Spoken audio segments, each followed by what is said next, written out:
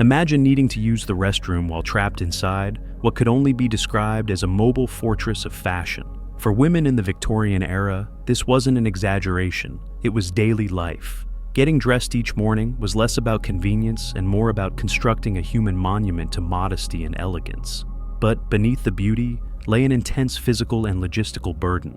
At the base of the ensemble was a lightweight linen chemise designed not for style, but to protect the outer garments from skin contact and sweat. Over that came a corset laced so tightly that it often reshaped a woman's ribcage over time. Breathing deeply or bending at the waist became nearly impossible. Then came several petticoats, sometimes 5 or 6, each adding volume insulation and structure. But the centerpiece, the true marvel of 19th century fashion engineering, was the crinoline, a steel-hooped cage worn beneath the skirts to hold them out in a bell shape. These crinolines could measure over 6 feet in diameter, wider than the average dining table. Navigating a doorway sitting on a chair or stepping into a carriage required conscious choreography. The entire outfit could weigh 15 to 25 pounds, distributed awkwardly across the hips and shoulders. And yet, these outfits weren't just worn for portraits or royal balls, they were daily attire for upper and middle class women. A woman might spend hours in this layered prison, simply having tea reading or receiving guests. The expectation was that she would maintain grace and poise at all times, no matter how physically restricted she might feel beneath the steel and fabric. But here's the unspoken truth behind every dignified curtsy and serene smile, was the same biological need we all face. And that raises a question few history books answer. How did Victorian women actually use the toilet while wearing all of this? That's where the story truly begins. Once dressed, a Victorian woman was effectively encased in over 20 pounds of fabric and steel, yet she still had to navigate the same bodily needs as anyone else. Public toilets were virtually non-existent, and the idea of excusing oneself was rarely discussed even among women. This made private toileting an act of logistical precision, discretion, and sometimes sheer creativity. The solution came in the form of the chamber pot, a deceptively simple object that played a central, if invisible, role in everyday life. These weren't the basic ceramic basins you might imagine.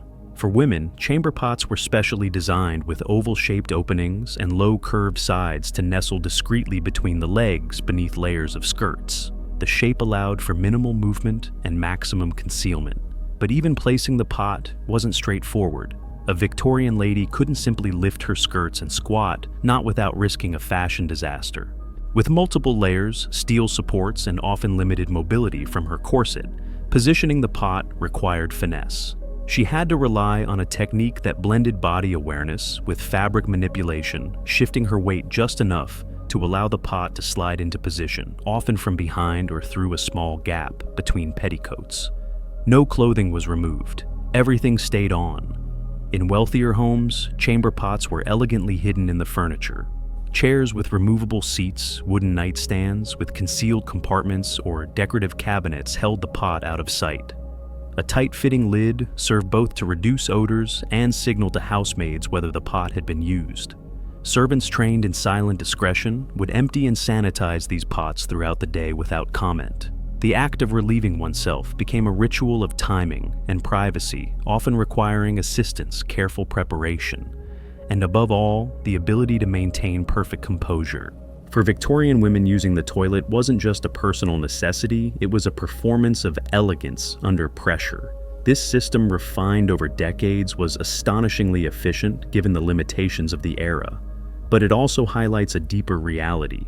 Victorian society demanded that women remain graceful even when carrying out the most fundamental human tasks made far more difficult by the very clothes designed to represent their refinement.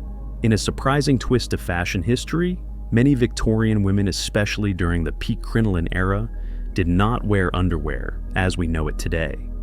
This wasn't an act of rebellion or negligence, but a matter of practical design. With so many layers of petticoats and an enormous steel crinoline providing volume and coverage, traditional undergarments were often considered unnecessary, even cumbersome. But modesty and utility don't always align. The crinoline, for all its grandeur, came with a significant vulnerability wind. A strong gust could flip the entire structure upward like an inverted umbrella, exposing everything beneath. These public wardrobe malfunctions weren't just embarrassing, they sparked serious conversations in social circles and eventually pushed society toward a solution. That solution was both ingenious and surprisingly modern split-crotch drawers. Instead of a single closed piece of fabric like modern panties, these undergarments consisted of two separate pant legs, connected only at the waistband, leaving a strategically open seam between them. This design allowed women to maintain modesty in case of accidental exposure, while also enabling them to use the chamber pot without removing or adjusting any clothing. From a hygiene and privacy standpoint, it was a breakthrough.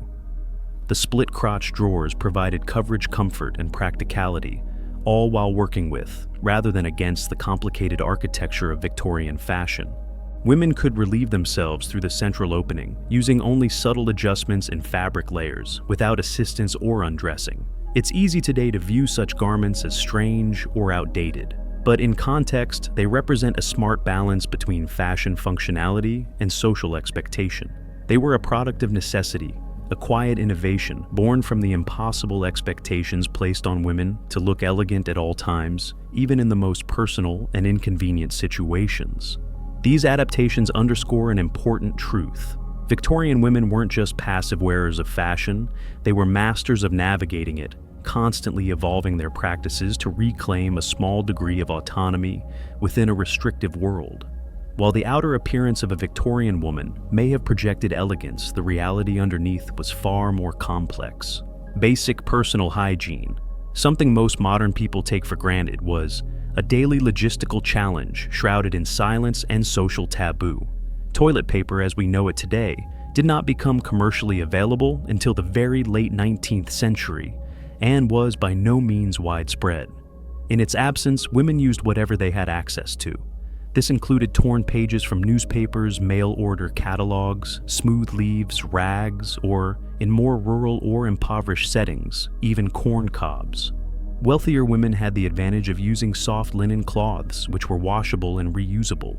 These were considered the most hygienic and comfortable option, though they required careful laundering by household staff to maintain their cleanliness. Still, no matter the material, managing cleanliness required coordination, forethought, and a considerable amount of time, especially in households where laundry was done infrequently. The challenge became significantly more complicated when it came to menstruation. Victorian society, deeply rooted in propriety, avoided the topic entirely. Even among women, menstruation was rarely spoken of. Yet the reality of the monthly cycle demanded practical solutions, ones that could function beneath layers of clothing and remain invisible to the outside world. To manage their periods, women relied on homemade cloth pads held in place by a contraption called a tea bandage. This was essentially a cloth belt worn around the waist, with absorbent materials tucked securely into position. The materials used varied widely depending on class and geography. Some used folded rags or scraps of cotton, while others made use of natural absorbers like moss lamb's wool or soft grasses.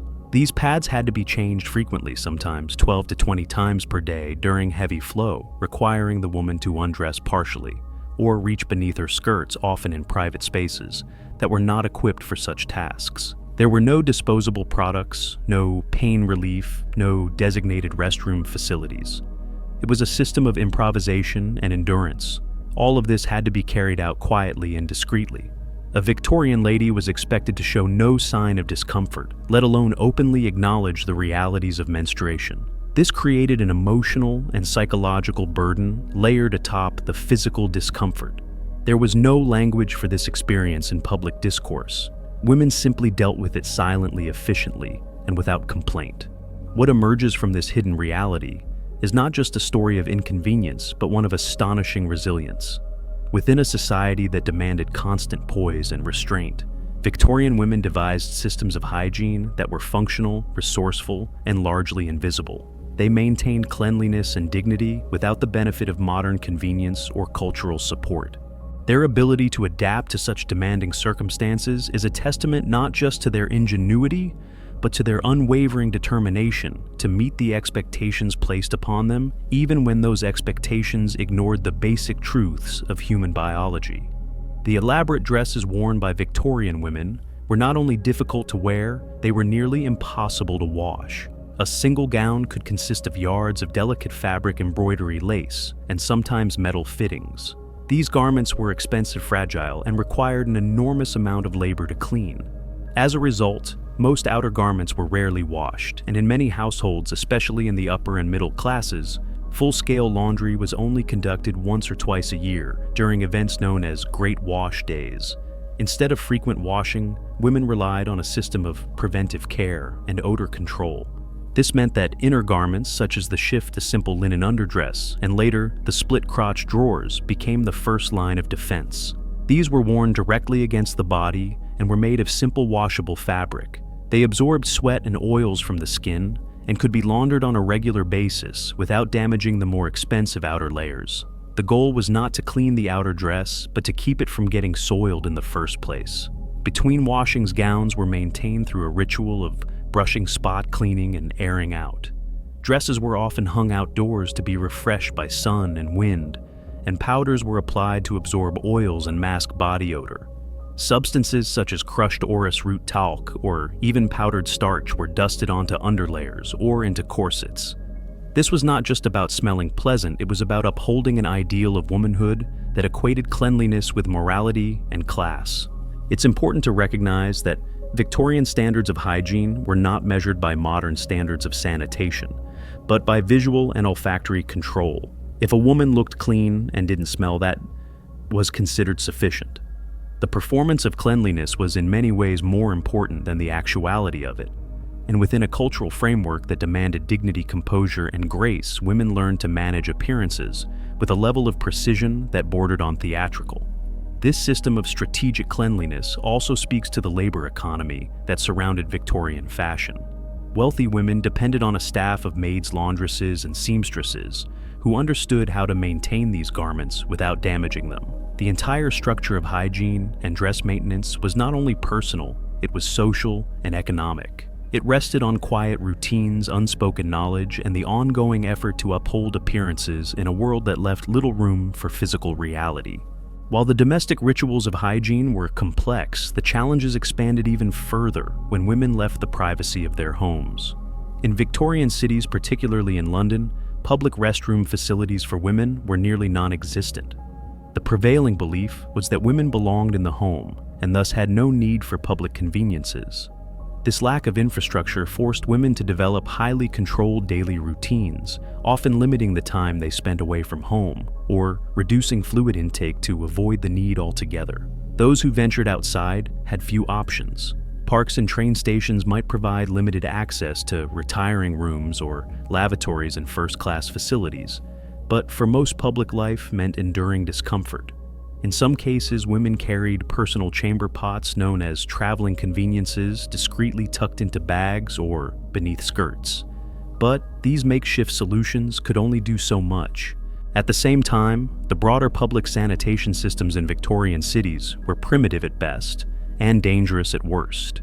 In many multi-story homes and tenements, especially those built before modern plumbing, waste was disposed of through medieval holdovers known as garderobes, vertical shafts or small openings in the wall through which waste was simply dropped, sometimes into cesspits, but often directly onto the street below. It was not uncommon to hear the warning cry, "Gardez l'eau French," for watch out for the water, shouted from an upper window as someone emptied a chamber pot. Anglicized to "Gardy loo," this phrase became a familiar sound in cities, prompting pedestrians to quickly step aside to avoid being splashed with the contents of someone's personal hygiene routine. Yet even human waste was not without value. In certain periods, particularly during wartime, urine was collected for industrial purposes. Containing ammonia and nitrates, it could be processed into saltpeter, a key component in gunpowder. Government agents or contractors were sometimes sent to collect urine from chamber pots, effectively transforming bodily waste into military resource. This surprising intersection of domestic life and national defense is a stark reminder of how intimately the personal and political could intertwine in Victorian society. What all of this reveals is not simply the absence of infrastructure, but a fundamentally different way of viewing privacy, cleanliness, and bodily function. The concept of private space, especially for working-class families, was far less rigid than it is today. Chamber pots might be used in shared bedrooms, or even in the presence of other family members. For men, relieving oneself in a garden or alley was socially acceptable. For women, it remained a private act wrapped in social pressure improvisation, and the continuous struggle to preserve dignity in an environment that offered few tools to support it. This harsh reality stood in direct contrast to the ideals of refinement and composure that women were expected to embody, and yet they adapted. They planned their outings, carefully managed their intake, and developed an acute sense of bodily awareness that allowed them to function gracefully in environments that were often anything but. Their strategies, though invisible to the modern eye, were acts of ingenuity born from necessity. Behind every dignified Victorian woman navigating her layered garments and daily routines was an invisible network of support, one that functioned quietly, skillfully, and with remarkable coordination. These systems of assistance were often passed down from mother to daughter, forming an intergenerational chain of practical knowledge about how to manage one's body within the rigid confines of fashion and propriety. Girls were taught from an early age how to move gracefully in crinolines, how to position themselves over a chamber pot, and how to change menstrual cloths discreetly. These were not topics openly discussed in drawing rooms, but they were part of a domestic education as essential as needlework or etiquette. The result was a generation of women who moved through life with a kind of silent fluency and self-maintenance. In wealthier households, this support extended to servants, particularly ladies' maids and chambermaids, who were highly trained in the art of assisting without being noticed. These women knew how to layer fabric-secure corsets and discreetly place or remove a chamber pot without disturbing a guest's composure. They were specialists in the logistics of invisibility, among friends especially at formal events, or in shared social spaces like retiring rooms. Women developed coded language and subtle gestures to indicate their needs. A gentle hand on the elbow, a sideways glance, a shift in posture, all of these could signal a need for privacy or help, without breaking the illusion of effortlessness. This culture of silent solidarity allowed women to maintain grace in public, while navigating a daily reality filled with discomfort and constraint. It was an unspoken alliance, a sisterhood formed not in rebellion, but in mutual understanding of what it took to survive and even thrive within the tightly stitched seams of Victorian life. The Victorian dress code, though physically cumbersome, played a significant role in shaping social interaction and women's place in society. At the heart of this fashion was the need for domestic upkeep. The continuous labor required to maintain such elaborate wardrobes meant that Victorian women were often confined to the home. Yet this isolation gave rise to unexpected social benefits that shaped the intellectual landscape of the time. As women were forced to spend more time indoors managing their complex clothing systems, they became more involved in domestic arts, such as sewing, embroidery, and other crafts. These skills were considered essential to a woman's education and were often seen as markers of refined taste and status. But beyond the decorative aspects of these skills, they encouraged a form of creativity and self-expression that would eventually influence the arts and letters of the time. Moreover, women's restricted mobility due to their heavy clothing inadvertently pushed them towards intellectual pursuits. With less emphasis on physical activity, many women began to engage with literature, philosophy, and scientific discourse. This shift not only helped women form more intellectual networks, but also allowed them to contribute meaningfully to social reform movements, particularly those advocating for women's rights and better access to education. This newfound emphasis on intellectualism and domesticity marked the beginning of a gradual shift in Victorian society, one where women's roles were redefined not solely by their ability to perform household duties, but also by their capacity to influence cultural and intellectual change. It was this transformation nurtured in the private confines of the home that laid the groundwork for the women's suffrage movement and the later push for broader social reforms in the 20th century. What becomes clear in looking closely at the daily realities of Victorian women is not merely how restricted their lives were, but how resourceful they became within those constraints. The act of using the toilet, managing menstruation, maintaining hygiene, and preserving appearances, all while wearing 20 pounds of layered fabric, required an extraordinary level of planning awareness and self-control. Every outing had to be calculated. Fluid intake was monitored. Timing was essential. Social engagements required coordination not only for appearance, but for access to private retiring rooms and trusted companions. In these seemingly small acts of preparation, Victorian women developed a kind of logistical discipline that resembled military precision. They knew how long they could go without relief, which friends could assist discreetly, and how to signal their needs without uttering a word. More than anything, this daily negotiation between natural bodily needs and social expectation demanded psychological resilience. Women were expected to sit through long dinners, attend formal dances, and engage in intelligent conversation, all while tightly laced into corsets and constantly aware that any misstep could result in humiliation. And yet, they did so with poise. This ability to maintain composure under constant pressure wasn't just admirable, it was deeply human. It reveals how dignity is not merely a social facade, but a form of inner strength honed by experience and passed down across generations. The grace they displayed wasn't effortless, it was practiced intentional and hard-earned. In a world that often denied them autonomy, these women asserted control in subtle strategic ways. Their elegance was not the absence of struggle, but the mastery of it. And in that, they offer us a profound lesson that even in environments designed to suppress and restrict, quiet resistance and personal ingenuity can flourish. The story of how Victorian women managed their most basic needs beneath layers of steel and silk is not simply a curiosity of the past. It is a window into the enduring human capacity for adaptation. These women did not passively endure the challenges imposed by fashion, social expectation, and limited infrastructure. Instead, they created systems silent, intricate, and effective that allowed them to maintain dignity in the face of near-constant discomfort. Their quiet ingenuity laid a foundation for progress.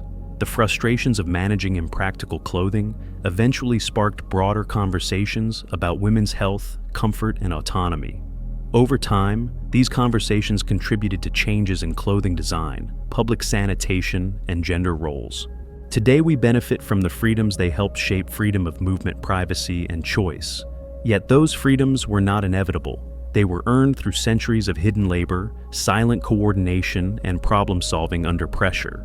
To understand how far we've come is to acknowledge where we started, with women who found grace not in ideal conditions, but in their refusal to be undone by them. Their story is not one of weakness, but of mastery, and it continues to resonate as a powerful reminder of resilience in the most unlikely of places.